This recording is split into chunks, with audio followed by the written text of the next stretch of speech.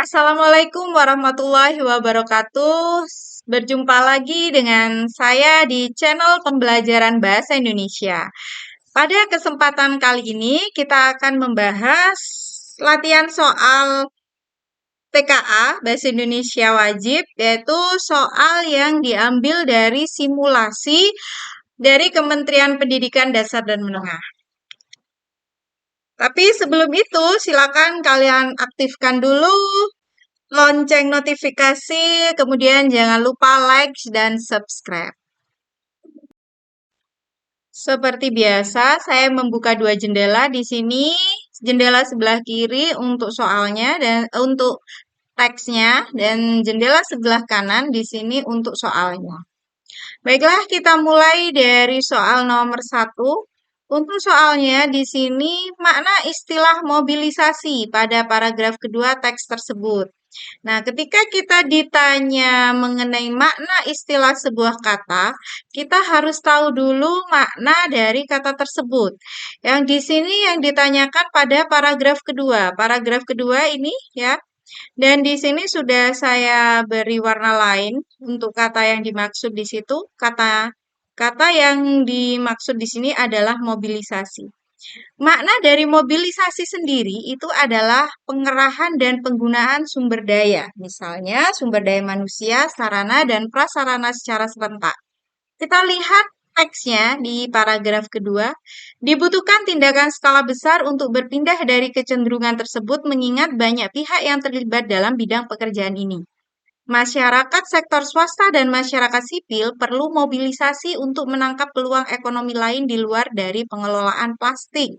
Nah, mobilisasi, berarti mobil itu bergerak, berarti di situ ada tidak yang bergerak. Dari pilihan A, B, C, dan D, dan E, di sini yang A bergerak bersama, yang B melangkah cepat, yang C beradu cepat, D mengatur bersama, yang E berpikir bersama. Nah, di sini mobil itu berarti kan bergerak. Berarti jawaban dari makna istilah mobilisasi di sini adalah yang A. Ya, yaitu bergerak bersama. Kemudian kita ke soal nomor 2. Soal nomor 2 di sini adalah apa gagasan utama yang disampaikan pada paragraf pertama teks tersebut. Kita lihat paragraf pertama di sini, kita baca. Lautan mengalami ancaman pemanasan dan menjadi semakin asam karena kita terus memompa lebih banyak CO2 ke atmosfer.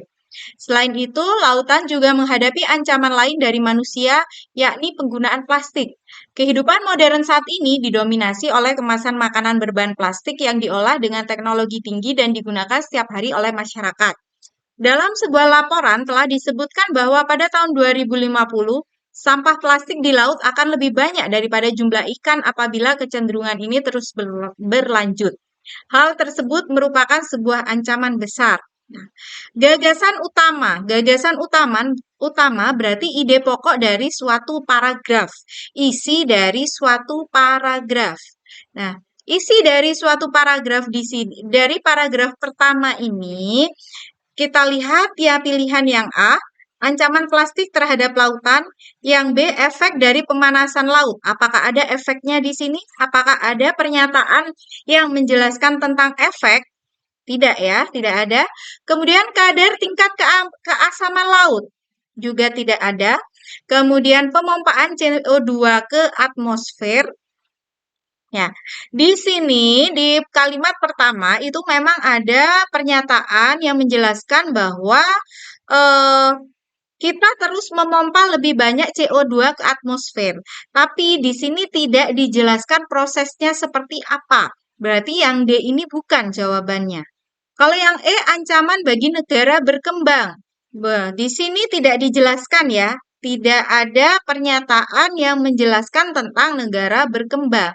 Jadi jawabannya di situ adalah yang A, ancaman plastik terhadap lautan. Nah, ini itu ada di kalimat kedua ya. Selain itu, lautan juga menghadapi ancaman lain dari manusia yakni penggunaan plastik. Jadi jawaban dari pertanyaan nomor 2, gagasan utama pada paragraf pertama di situ adalah ancaman plastik terhadap lautan.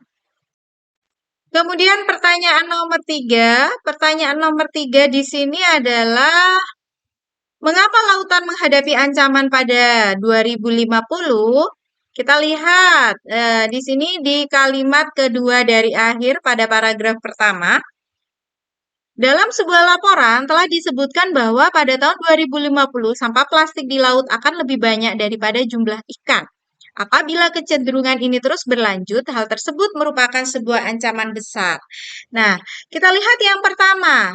Pernyataan yang pertama, sampah plastik di laut akan lebih banyak daripada jumlah ikan. Nah, di sini di teks secara tersurat hal ini sudah dijelaskan, ya, sudah disebutkan. Berarti yang nomor 1 ini adalah pernyataannya benar. Oke, ini benar ya. Kemudian yang nomor 2, lautan akan terus mengalami pemanasan dan semakin asam. Nah, ini tidak ya, karena di situ di pernyataan nomor 2 ini itu terletak sebelum kalimat dalam sebuah laporan ini. Ya, berarti juga bukan. Yang nomor 3, manusia terus memompa lebih banyak CO2 ke atmosfer. Ini juga bukan, karena letaknya sebelum kalimat ini. Ya. Kemudian, sebelum kalimat ini ya. Kemudian yang nomor 4, jumlah ikan yang terancam punah semakin banyak. Jumlah ikan yang terancam punah semakin banyak. Nah, nomor 4 ini juga bukan. Ya, karena di situ intinya bukan menghadapi ancaman itu karena ikannya terancam punah, yang punah itu semakin banyak, bukan itu. Ya. Kemudian yang 5, penggunaan plastik terus meningkat dan tidak dikelola dengan baik. Nah, ini intinya. Ya. Jadi, kenapa lautan itu menghadapi ancaman? Karena terutama itu tentang masalah plastik, ya, masalah sampah plastik yang dibuang ke laut di situ dan tidak dikelola dengan baik. Jadi jawabannya adalah nomor 1 dan nomor 5. Nah, ini jawabannya. Kemudian kita ke soal nomor 4. Di sini ada kalimat yang solusi tersebut tidak mudah. Mengapa penulis menggunakan kalimat tersebut pada teks? Tentukan benar atau salah untuk setiap pernyataan berikut. Lihat ya, yang nomor 1. Menginformasikan kepada pembaca bahwa pemecahan masalah sampah merupakan tanggung jawab utama kita sebagai masyarakat sipil sehingga sulit untuk diselesaikan. Tanggung jawab utama. Nah, di sini itu bukan ya, bukan tidak tepat ya, karena di situ bukan hanya tanggung jawab utamanya masyarakat sipil, tapi semua lapisan masyarakat. Jadi nomor 1 salah. Kemudian nomor 2, menunjukkan kepada pembaca bahwa permasalahan sampah plastik sangat rumit dan tidak bisa diselesaikan dalam jangka waktu yang singkat. Benar apa salah di sini berdasarkan teks ini? Benar ya. Jadi yang nomor 2 di sini benar. Kemudian nomor 3, membuktikan kepada pembaca bahwa permasalahan sampah yang rumit disebabkan pemecahan masalah yang bergantung pada perekonomian negara berkembang. Ini dalam teks tidak dijelaskan, maka ini pernyataannya salah. Berarti yang nomor 1 tadi juga salah ya. Berarti jawabannya di situ adalah salah, benar, dan salah. Yang mana kita lihat salah, benar, dan salah. Jadi jawabannya adalah yang C. Kemudian kita ke teks berikutnya, yaitu teks ini untuk soal nomor 5 sampai dengan 7. Nah, soal nomor 5, kita baca teksnya dulu aja ya. Gurumu itu orang desa ini juga. Pasti tahu bahwa saat ini musim mandogi. Mengusir burung saat buah padi mulai menguning. Besok kau menghadap, sampaikan bahwa kau membantu ayah di sawah. Nah, pasti gurumu mengerti mengapa kamu tidak ke sekolah. Aku terpana. Jawaban ayah benar-benar membuatku hampir menangis histeris. Bagaimana tidak? Lomba semakin dekat, sementara masih banyak materi yang belum aku paham. Terbayang aku akan hancur dan tidak bisa bersaing dengan siswa sekolah lain. Ingin rasanya aku berteriak agar ayahku tahu bagaimana kacaunya pikiranku. Namun, aku sadar bahwa ini adalah perbuatan yang tidak akan menyelesaikan masalah. Malah akan semakin membuat ayahku geram. Otakku terus berpikir untuk mencari solusi terbaik. Sambil berjalan mengikuti ayah dari belakang, aku mulai menyusun strategi. Bagaimana kalau aku ke rumah Iyeku, nenek, menyampaikan masalah ini? Ya, hanya dia yang mampu menundukkan ayah. Esok harinya, sepulang sekolah, kuayunkan sepedaku menuju rumah Iyeku. Kenapa kamu lesu? Iye menanyakan keadaanku. Aku pun menceritakan semuanya kepada Iye. Ya sudah, tidak usah sedih. Nanti kusampaikan pada ayahmu. Kau ke dalam, makan dulu, baru pulang, ujar Iye. Diambil dari piala di atas dangau Muhammad Isrul dengan penyesuaian. Nah, di sini kalian menentukan benar salah dari beberapa pernyataan. Jadi di sini ada 3 pernyataan berdasarkan teks ini. Kita lihat pernyataan yang satu. Kekecewaan dan kesedihan tokoh aku terhadap sikap ayah yang tidak mengizinkannya masuk sekolah di musim mandongi. Padahal dia harus mempersiapkan diri untuk bersaing dalam lomba dengan siswa sekolah lain. Ya benar, di sini pernyataan nomor satu ini benar ya. Jadi di sini tokoh aku ini di sini kecewa, ya, kecewa dan sedih terhadap sikapnya ayah di sini. Kemudian yang kedua, kemarahan hati. Apakah di situ tokoh aku marah? Tidak, ya. Tokoh aku di sini tidak marah, tapi dia kecewa, lebih ke kecewa. Kemudian yang ketiga, perasaan tertekan. Apakah tokoh aku di sini tertekan? Tidak juga, ya. Hanya di sana tokoh aku ini hanya kecewa, tapi tidak tertekan. Jadi jawaban untuk nomor 5 adalah benar, salah, dan salah. Benar, salah, dan salah. Jadi jawabannya yang mana? Benar, salah, dan salah yang C. Ya. Oke. Kita lanjut ke soal nomor 6. Soal nomor 6 di sini masih dengan teks yang sama. Pertanyaannya adalah apa yang akan terjadi jika tokoh aku tidak datang ke rumah Y? Di sini di bagian ini ya, akhirnya si tokoh aku ini kan pergi ke rumah neneknya atau yang disebut dengan Y. Jadi kalau seandainya di situ tokoh Y ini tidak datang ke rumah, tokoh aku ini tidak datang ke rumah Y, bagaimana pada akhirnya? Ya, jadi kita memprediksi kelanjutan dari sebuah peristiwa. Nomor satu, Ie akan datang menasihati ayah karena melarang tokoh aku untuk belajar. Ada kata datang untuk menasehati ayah. Nah, ya tidak mungkin ya, karena di situ kalau tokoh aku ini tidak datang ke rumah Ie tidak akan tahu peristiwa apa yang sudah terjadi. Tentunya Ie tidak akan tiba-tiba datang ke rumah ayahnya dan menasehati. Nah, maka itu nomor satu ini tidak mungkin ya. Tidak mungkin terjadi. Kemudian yang kedua, tokoh aku akan kehilangan kesempatan belajar untuk mengikuti perlombaan ya. Kurang di sini. Ya.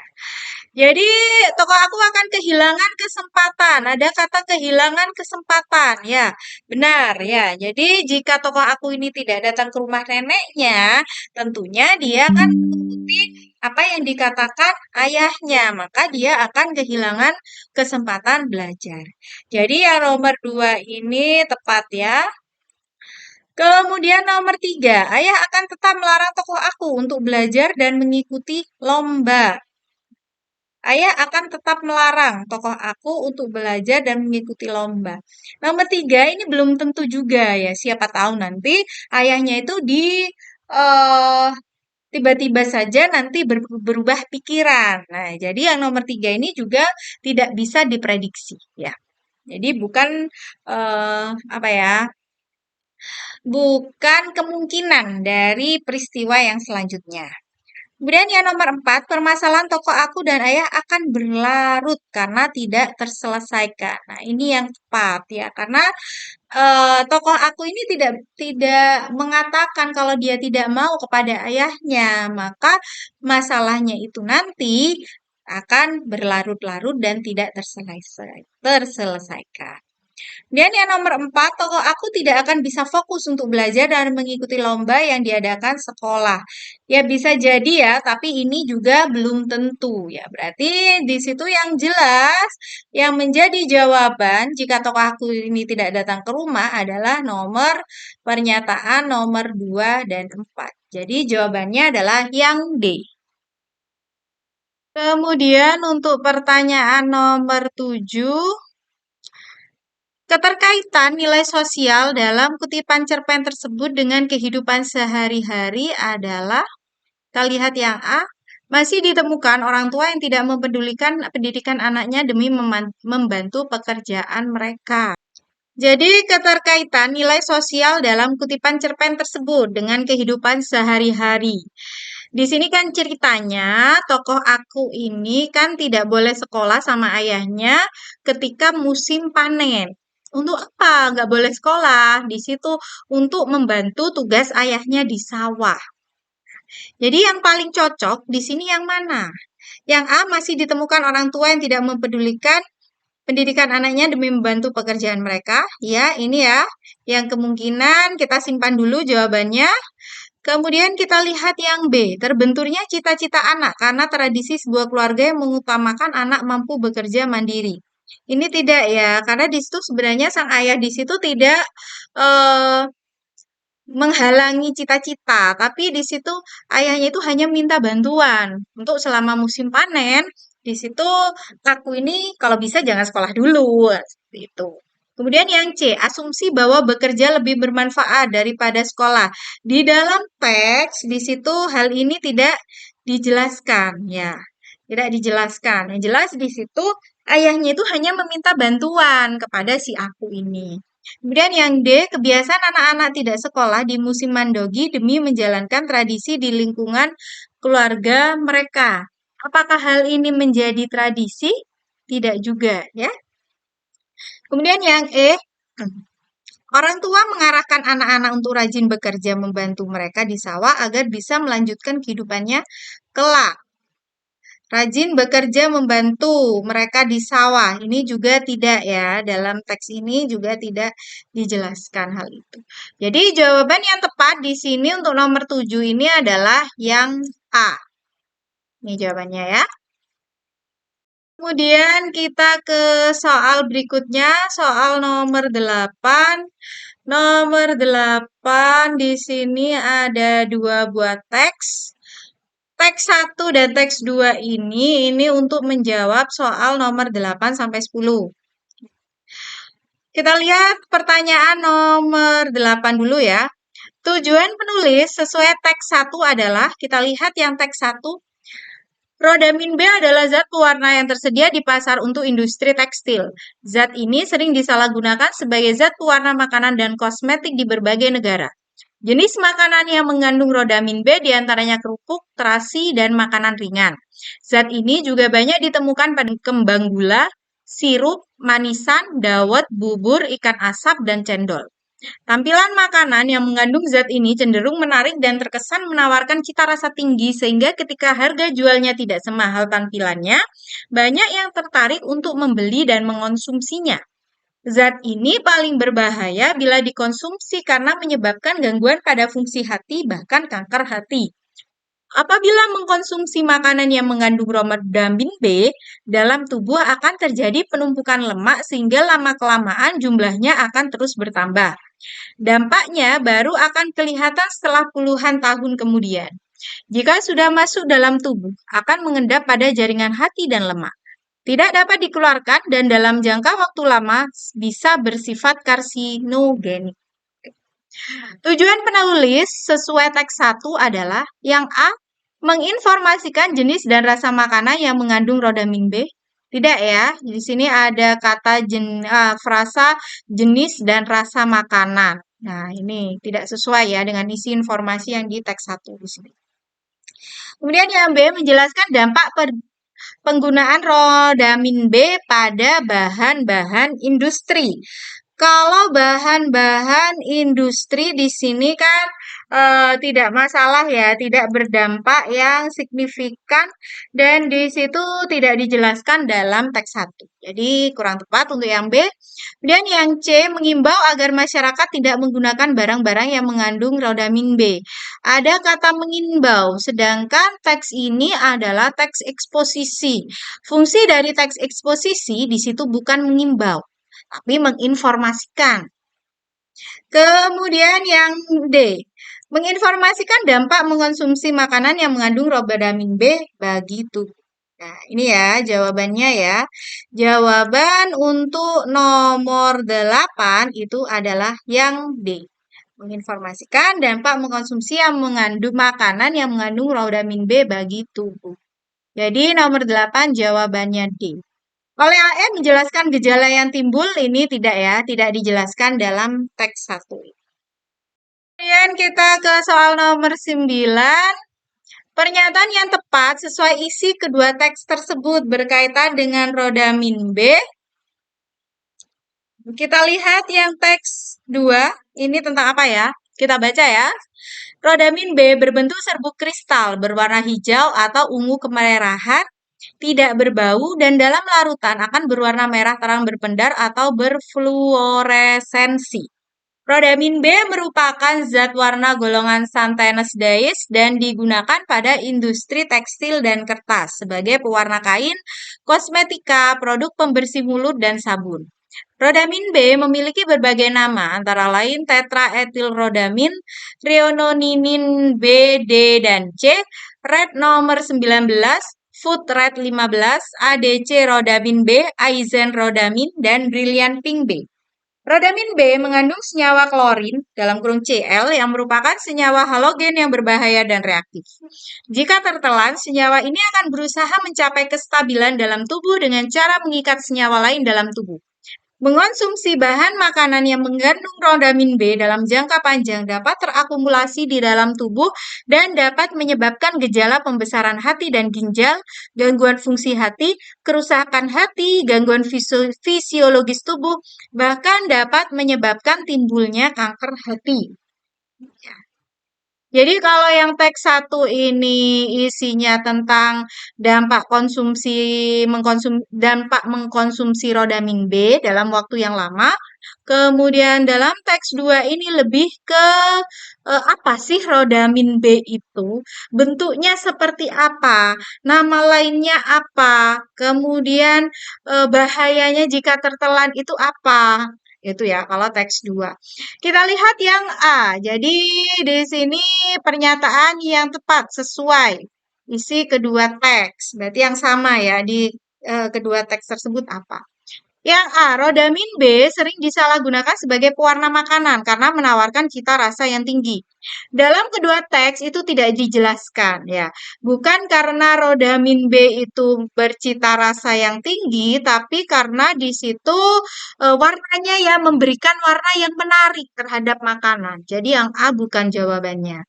Kemudian yang B, rodamin berdampak buruk bagi kesehatan, tetapi diperlukan pada industri seperti tekstil dan kertas. Ya. Kita simpan dulu untuk jawaban B ini karena di sini tepat ya. Dan yang C, rodamin B berdampak buruk bagi kesehatan, tetapi mudah ditemukan pada kembang gula dan sirup. Ya, bukan hanya pada kembang gula dan sirup saja ya, tapi bisa ke makanan yang lain. Jadi yang C ini juga belum tepat. Dan yang D, rodamin B yang berbentuk serbuk kristal dan berwarna hijau digunakan pada industri tekstil dan kertas ya. Tapi dalam pernyataan D ini hanya ada di dalam teks 2 saja. Sedangkan dalam teks 1 hal itu pernyataan ini tidak dijelaskan. Berarti yang D ini bukan jawabannya ya.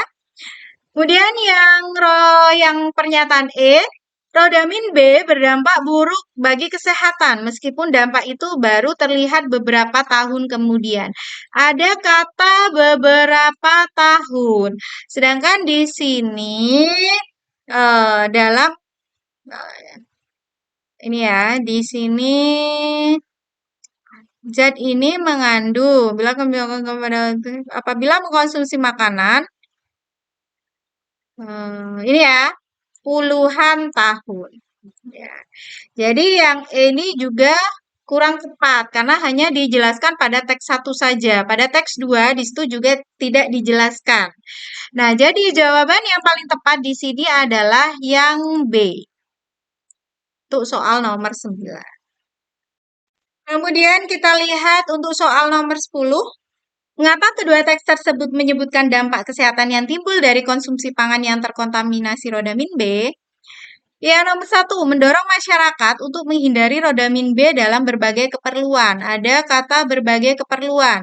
Berarti di sini tidak tepat ya, karena di situ rodamin B ini juga dibutuhkan dalam industri. Ya, jadi kurang tepat. Nomor dua, meningkatkan kesadaran masyarakat tentang bahaya rodamin B dalam makanan. Ya, ini ya. Ini tepat. Kemudian nomor 3, menunjukkan bahwa rodamin B aman digunakan dalam industri tekstil dan kertas. Ya, memang ditunjukkan, tapi ini tidak ada hubungannya dengan dampak kesehatan. Jadi tidak harus kita pilih. Kemudian yang 4, menjelaskan bahwa rodamin B adalah zat berbahaya jika dikonsumsi, terutama dalam jangka panjang. Ya, ini juga tepat. Pernyataan nomor 4. Kemudian pernyataan nomor 5, memperingatkan masyarakat agar menghindari makanan berwarna mencolok yang berisiko mengandung rodamin B. Nah, ini juga tepat ya, karena berhubungan dengan dampak kesehatan.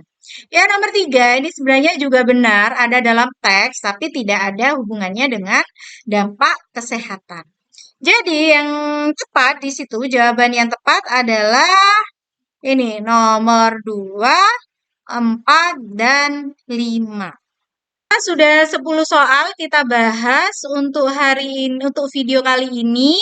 Dan jangan lupa untuk terus mendukung channel ini dengan cara like, share, dan subscribe agar channel ini terus berkembang dan kalian bisa mendapatkan pembahasan-pembahasan soal TKA yang lain.